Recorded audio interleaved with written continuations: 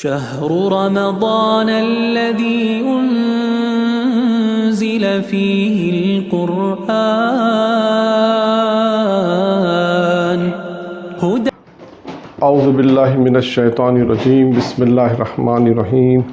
الحمد للہ رب العالمین ثم الصلاۃ والسلام سیدنا و نبینا و مولانا بالقاسم محمد و آل بیتہ طیبین الطاہرین. اما بعد، ہماری گفتگو مسائل میں چل رہی تھی اور کل جو موضوع بیان کیا گیا وہ تھا اعتکاف کا موضوع. اعتکاف کے حوالے سے کچھ مسائل کل بیان ہوئے اور آج اسی موضوع کو کنٹینیو کرتے ہوئے کچھ مسائل اور اعتکاف کے بیان ہوں گے. اعتکاف میں جو سب سے پہلا مسئلہ جو ہم بیان کریں گے وہ پہلا ہی مسئلہ ہے، اعتکاف مستحب عبادت میں سے ہے. اچھا، اب یہ اعتکاف کے متعلق بیان کریں گے اعتکاف کون سی عبادت میں سے، کیونکہ عبادت مستحب بھی ہے واجب بھی ہے، تو لہٰذا اعتکاف کون سی عبادت میں سے کہتے ہیں؟ اعتکاف مستحب عبادت میں سے ہے، مگر یہ کہ کوئی نظر عہد اور قسم وغیرہ کہ اگر یہ عہد اور نظر اور قسم وغیرہ کہ کہے کہ میں اعتکاف کروں گا اپنے پر واجب کر لے تو وہ الگ مسئلہ ہے. ویسے اعتکاف مستحب عبادت میں سے ہے. اعتکاف مستحب عبادت میں سے ہے مگر نظر عہد قسم اور انہی کی مانند چیزوں کے سبب واجب ہو جاتا ہے. اور شرعی اعتکاف یہ ہے کہ انسان مسجد میں قربت کے ارادے سے ٹھہرے، توقف اور قیام کرے. احتیاط مستحب یہ ہے کہ ٹھہرنا عبادت اعمال جیسی نماز اعمال جیسے نماز یا دعا کی انجام ہی کے ارادے سے ہو. یعنی یہ کہنا چاہتے ہیں کہ انسان جو مسجد میں قیام کرے گا، توقف کرے گا، وہاں پر احتیاط مستحب یہ کہ آپ کا اصل مقصد کیا ہونا چاہیے؟ آپ کا اصل مقصد جو ارادہ ہو وہ دعا ہو اور نماز ہو اور یہ بہت ساری چیزیں ہوں جو عبادت میں ہیں، یعنی نماز دعا وغیرہ ہی کے انجام دینے کے ارادے سے ہو. پہلا مسئلہ یہ بیان کیا انہوں نے اعتکاف کا. دوسرا مسئلہ کیا ہے کہ اعتکاف کے لیے معین وقت نہیں ہے اور پورے سال میں جن دنوں میں روزہ رکھنا صحیح ہوتا ہے ان دنوں میں اعتکاف کرنا بھی صحیح ہے. اب بیان کرتے ہیں کہ اعتکاف کن دنوں میں آپ کر سکتے ہیں. کہتے ہیں کہ اعتکاف کے لیے معین وقت نہیں ہے اور پورے سال میں جن دنوں میں روزہ رکھنا صحیح ہوتا ہے ان دنوں میں اعتکاف کرنا بھی صحیح ہے. اور اعتکاف کا بہترین وقت ماہ رمضان المبارک کا مہینہ ہے اور ماہ رمضان کے آخری 10 دن اعتکاف کے لیے افضل ہے. یہ مسئلہ تھا اعتکاف کے اس اعتبار سے کہ اعتکاف کے لیے کون سا وقت فضیلت والا ہے اور اعتکاف کن دنوں میں ہونا چاہیے. پورے سال اعتکاف کر سکتے ہیں. بہترین وقت انہوں نے بتایا کہ وہ ماہ رمضان میں بہترین وقت ماہ رمضان ہے اور اس میں بھی آخری دنوں میں اگر انسان انجام دے 10 دنوں میں تو یہ افضل ہے.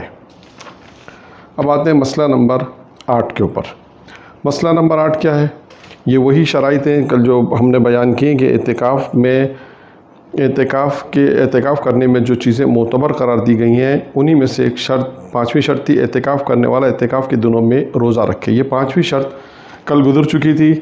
اسی شرط کے ذمے یہ مسئلہ انہوں نے بیان کیا کہ ضروری اعتکاف کرنے والا اعتکاف کے دنوں میں روزہ رکھے اور اس بنا پر جو شخص روزہ نہ رکھ سکتا ہو، جیسا کہ وہ مسافر ہو جو 10 دن کے قیام کا ارادہ نہ رکھتا ہو اور مریض ہو، مثلا مریض ہے وہ نہیں رکھ سکتا، حائضہ نفاس والی خواتین کا اعتکاف درست نہیں ہے.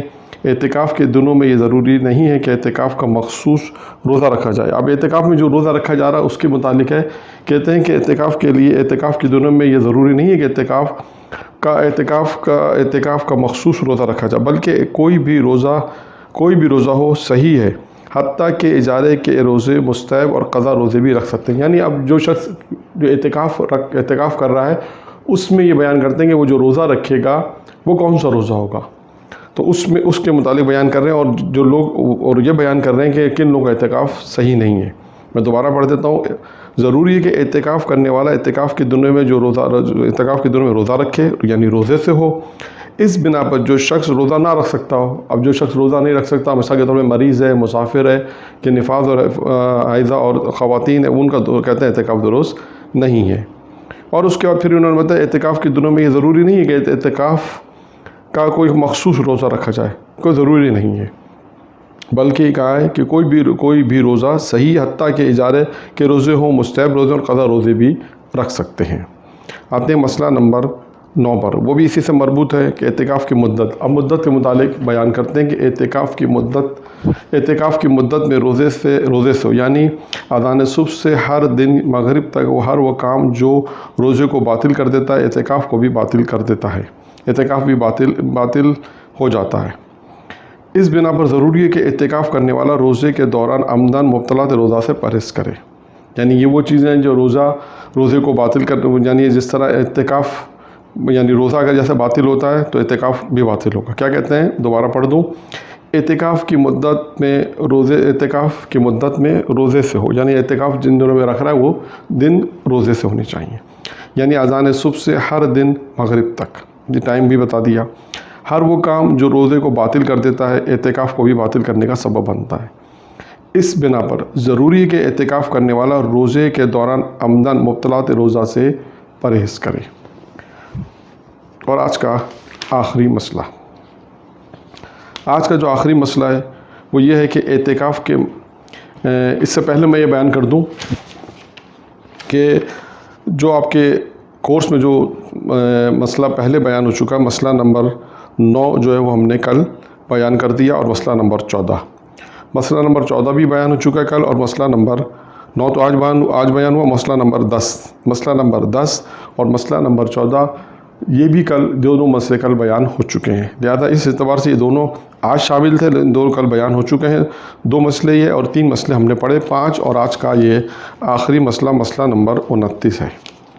مسئلہ نمبر 29 میں کیا کہتے ہیں؟ اعتکاف کے مقام سے مستحب. اب اعتکاف کے مقام سے مستحب یعنی مستحب غسل، جیسے غسل جمعہ یا غسل اعمال داؤد، اور اسی طرح مستحب وضو کے لیے خارج ہونا محل اشکال ہے. اور ان امور راجحہ یعنی وہ امور جو رجحان رکھتے ہیں جو کہ ضرورت عرفی کے علاوہ شمار ہوتے ہوں ان کے لیے بطور کل مسجد سے خارج ہونا محل اشکال اور احتیاط ہے. اب یہ محل اشکال اور احتیاط واجب ہے، پہلے بھی اس کی توضیح آ چکی ہے، اور توضیح کے آخر میں یہ اصطلاحات موجود ہے، وہاں پر بھی آپ مراجعہ کریں تو ان کے معنی آپ کو وہاں پر بھی مل جائیں گے. لیکن معتکف کہتے ہیں کہ معتکف تشییع جنازہ اور تحجیز میت کے لیے، جیسے غسل و کفن اور دفن اور مریض کے عیادت کے لیے اور نماز جمعہ کے لیے اعتکاف کے مقام سے خارج ہو سکتا ہے.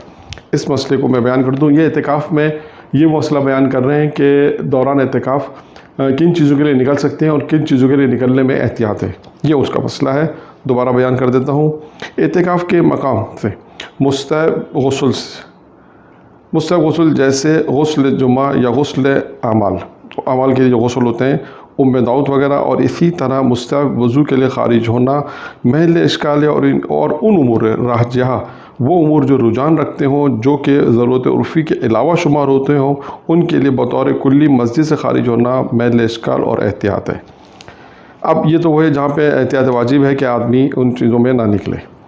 اب کہتے ہیں کہ لیکن وہ اعتکاف کرنے والا جو شخص ہے وہ کن چیزوں کے لیے نکل سکتا ہے؟ لیکن معتکف جو اعتکاف کرنے والا ہے تشییع جنازہ اور میت کو غسل اور کفن دینے کے لیے اور مریض کی عیادت کے لیے اور نماز جمعہ کے لیے اعتکاف کے مقام سے خارج ہو سکتا ہے.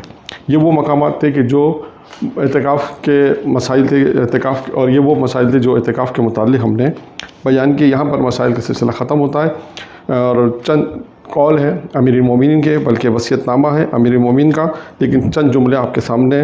حضرت علی علیہ السلام اپنی وصیت میں جو امیر المومنین نے آخری چند وصیتیں کی ہیں ان میں سے چند جملے آپ کے سامنے پیش کر رہا ہوں. حضرت علی علیہ السلام نے اپنی زندگی کے آخری علامات میں اپنے فرزندوں اور رشتہ داروں اور تمام مسلمانوں کو اس طرح وصیت کی. نمبر 1، میں تمہیں تقوی اور پرہیزگاری کی وصیت کرتا ہوں. نمبر 2، اپنے کاموں کو منظم کرو اور ہمیشہ مسلمانوں کی اصلاح کرتے رہو، کی فکر میں رہو. نمبر 3، یتیموں کو بھولنا نہیں، پڑوسیوں کے حقوق کی رعایت کرنا. نمبر 4، قرآن کو اپنا عمل منشور قرار دو. اور نمبر 5، نماز کا بہت زیادہ احترام کرنا کیونکہ یہ تمہارے دین کا ستون ہے. دوبارہ پڑھ دیتا ہوں. 5 وصیت امیر المومنین کی، جس میں امیر المومنین نے پہلی وصیت میں فرمایا میں تمہیں تقوی اور پرہیزگاری کی وصیت کرتا ہوں. تقوی اور پرہیزگاری، تقوی یعنی تمام گناہوں سے اپنے آپ کو بچانا اور تمام واجبات کی ادائیگی، اس کا نام تقوی ہے. اس کے بعد امام نے فرمایا کہ وہ اپنے کاموں کو منظم کرو، اپنی زندگی میں تنظیم کرو، اپنی زندگی کو منظم کرو، اپنے کاموں کو، اور ہمیشہ مسلمانوں کی اصلاح کی فکر میں رہنا. اور اس کے بعد فرمایا یتیموں کو نہیں بھولنا، پڑوسیوں کے حقوق کی رعایت کرنا، قرآن کو اپنا عمل منشور قرار دو، یعنی قرآن پر عمل کرو، قرآن کو پڑھو، اس پہ عمل کرو۔ اور آخر میں آخری جملہ آج کا، نماز کا بہت احترام کرنا، کیونکہ یہ نماز تمہارے لیے دین کا ستون ہے۔ وآخر دعوانا الحمدللہ رب العالمین۔ أنزل فيه القرآن